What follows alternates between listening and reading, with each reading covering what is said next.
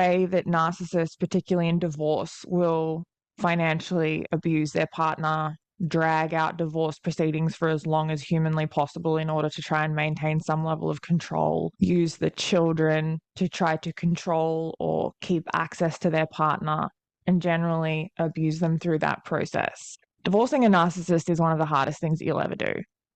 It's a shit show, and I can speak as the pawn child of a narcissistic parent. Because, yeah, my mother, like, the only reason I exist is like for revenge against my father, like literally.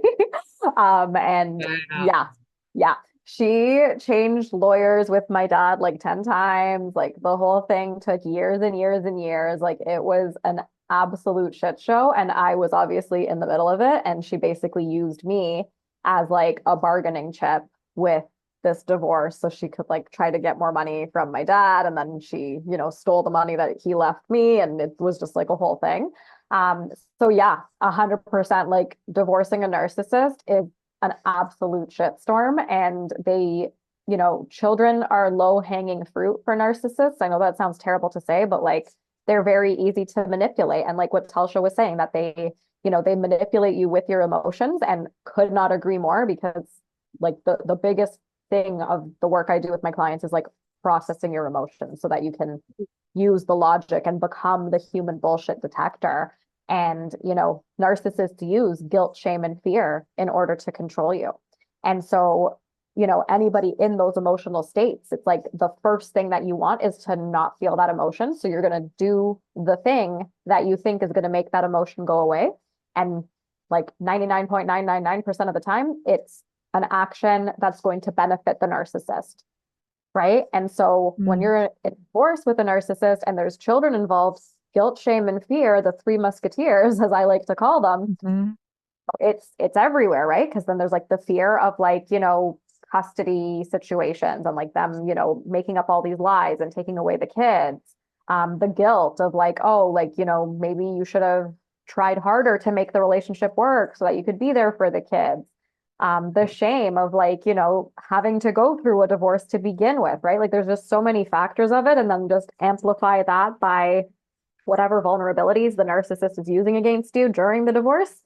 Absolute shit show. And you want to definitely make sure you've got a decent lawyer who understands this kind of shit, because it can be a total nightmare.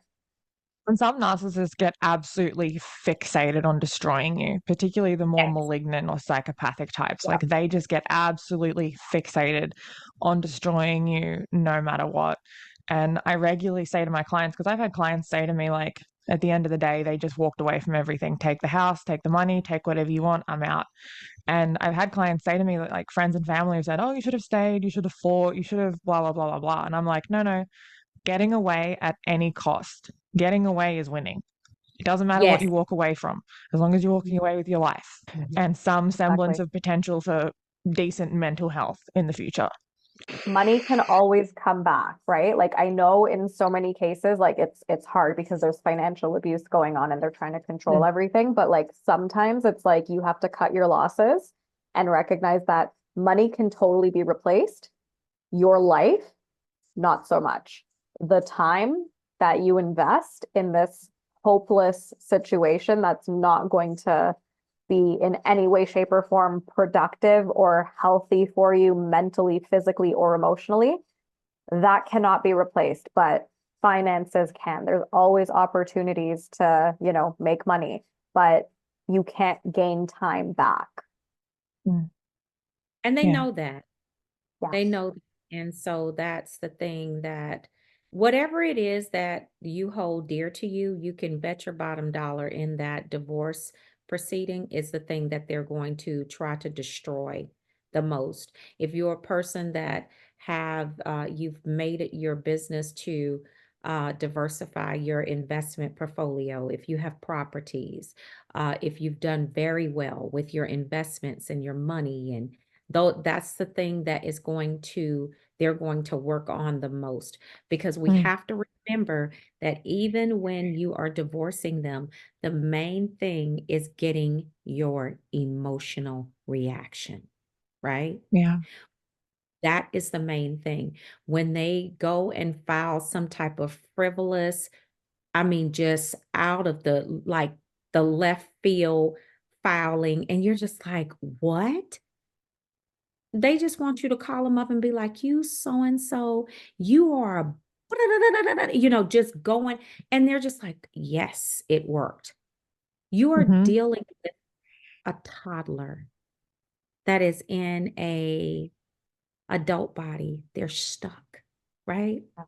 And the one thing that I think I had to understand is that when you're dealing with toddlers, when you're dealing with children, the thing that you have to do when you just know that they're being ridiculous, you just have to turn around and walk away. No Yeah. reaction, nothing. Because when you do that, they just kind of stand there like, well, what is going on? Because I'm over here falling out on the floor. My face is blue. You know what I'm saying? And I just don't, you're just like, you know what? I don't have time for that. So eventually they have to get up off the floor because what they're doing is just not getting your attention. And Mm. that's the thing that they want. And so what I found is a strategy is this. If you know your money is important, act like it's not. Yes. You tell them something stupid like, you know what, this money means nothing to me. Because guess what? I felt like when I got into the relationship with you, I just felt like it wasn't going to be important anyway. So I don't care what you do, what you say. It doesn't even matter to me. So what you do, your strategy is the thing that means the least to you is what you say means the most. That's how you do it. That's how Mm. you strategize against them. And the way that you convince them of it is every time they poke you in that area where you know that thing means a lot to you, you just don't react. Yeah. You don't you just Mhm. respond, okay, that's all you have. Fine. I told you that didn't mean anything to me because money is nothing. I can get that. It's not a big Yeah. thing. Then they don't know where to go. They kind of get confused because they're really looking for where they need to poke you to make it hurt. Mm. You know what I'm saying? Yeah. So that's a strategy that I use for clients that are divorced, and especially those that have kids, because that is a mess. Yeah. Kids is it's really, really hard because they take the children and they want to alienate the other parent, you know? Hmm. So the kids are stuck in the middle. But that's another topic for another day, but it's definitely nasty. It's a sewage storm going south like 10,000 miles an hour, period. It Mhm. is. Yeah. And it's crazy how the narcissist will almost always push for 50-50 or full custody, even though they never had any interest in the children, just Mhm. because they want to hurt you, because they want to look like an amazing parent, because they don't want to pay child support. It's like suddenly they care about the kids when they're losing control over you. Yeah. Exactly. And they know you obviously care about the kids. So by They know using the kids, that's, yeah. right? Great manipulation tool. Yeah. Mm. And it's just become the collateral damage, and it's unfortunate. And they're hanging in the balance. And then they don't even want to. And then when you understand that narcissists don't even love their children, they just use them Yeah. for supply. It's like you feel so bad for them because it's like you'll never get from this parent what you rightfully deserve. And I'm so sorry for that.